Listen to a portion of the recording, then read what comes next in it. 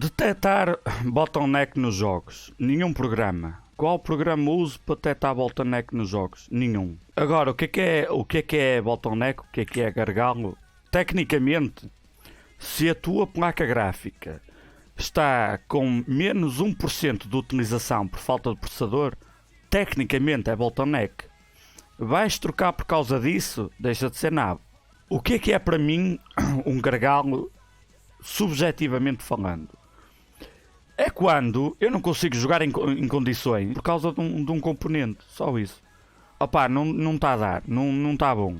O jogo trava constantemente, o jogo parece que para, fica injogável, os FPS ficam horrivelmente baixos, 35 com quedas para 20, percebes? Isso é um gargalo e aí tem que se descobrir onde é que está o problema. Eu se estiver a jogar, por exemplo, 80 FPS, imagina a situação, estou a jogar 80 FPS, com o mesmo hardware eu trocava apenas de CPU e em vez de 80 jogava a 100, estou-me a cagar, 80 está bom. Dá gargalo nesse, não dá gargalo no outro, percebes?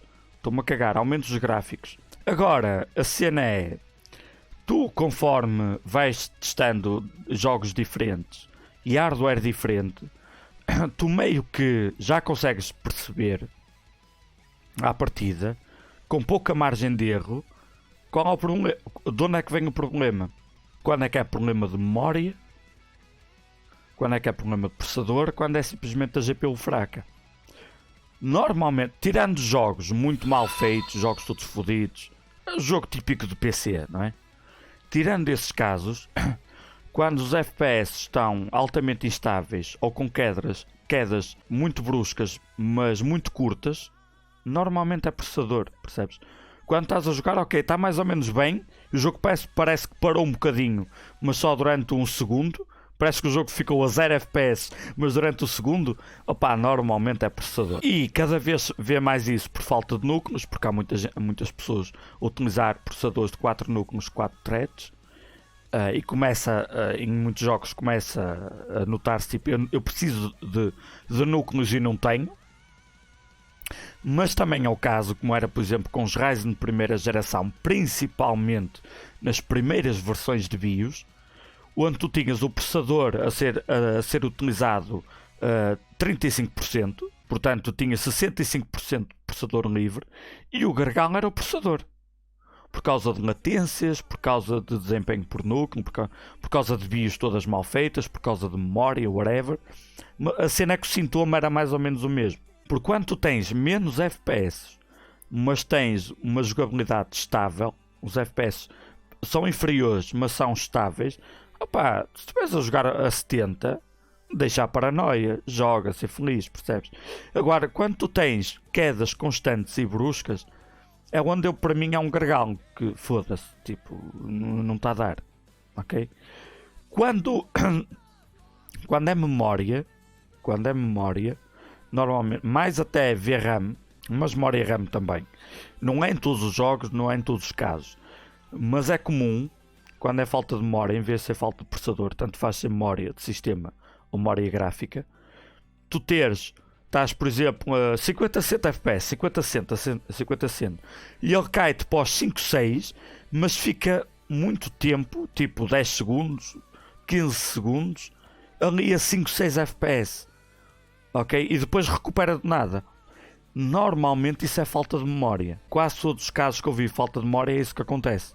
E se até certo ponto o jogo mais o sistema operativo dão ali um jeito, e entre tirar coisas da memória e colocar novas e pedir memória emprestada ao sistema, eles dão um jeito e a coisa acaba por recuperar, mas é um sinal típico, ok?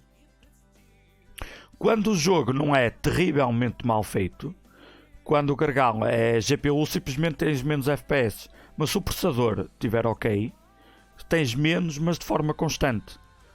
Tipo, com esta GPU tenho 70, com a outra tenho 100. Mas são 70 que estão ali tranquilos. São 70 que são 70, depois são 65. As quedas não são, as oscilações não são bruscas, não tens grande stutter. Portanto, regra geral é micro stutter e constante é processador. Quando tu tens quedas muito violentas de FPS e se prolongam durante mais tempo, normalmente é memória.